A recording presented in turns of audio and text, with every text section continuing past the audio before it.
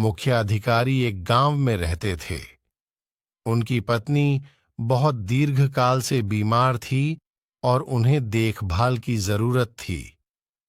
उनकी बेटी सीता, जो अपनी संस्कृति और मानवीय गुणों के लिए जानी जाती थी, ने अपने पिताजी के साथ रहकर उनकी देखभाल करती थी। सीता ने अपने पिताजी के साथ रहकर उनकी देखभाल करने के लिए सब कुछ छोड़ दिया था। वह परिश्रमी और समझदार थी। वह न तो अपनी शिक्षा को छोड़ी और न ही किसी अन्य चीज को।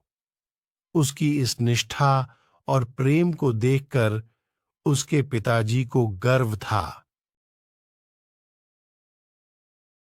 परंतु वहां एक बात थी जो सीता के पिताजी को चिंतित करती थी। उनकी पत्नी की सेहत में सुधार नहीं हो रही थी और यह उनके लिए चिंता का विषय था। एक दिन उन्होंने सीता से कहा, बेटा। सीता ने उसकी बातों को सुना और समझा। उसने अपने पिताजी को प्रतिज्ञा की कि वह अपनी मां की देखभाल करेगी। उसने तुरंत अपनी पढ़ाई को छोड़ दिया और अपनी मां की देखभाल में लग गई। धीरे धीरे सीता ने अपने पिताजी को समझाया कि वह अपनी मां को बेहतरीन रूप से देखभाल कर रही है। उसने एक नया पहला शुरू किया और अपनी मां को खुश और स्वस्थ रखने के लिए हर संभव प्रयास करने लगी। दिन ब दिन सीता ने अपनी मां के साथ समय बिताना शुरू किया।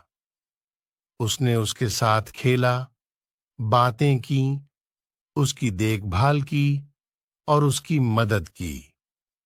उसने उसकी सेहत और खुशियों के लिए सभी संभव प्रयास किए। सीता की यह मां के प्रति उसकी सहानुभूति, सेवा और प्रेम को महसूस किया।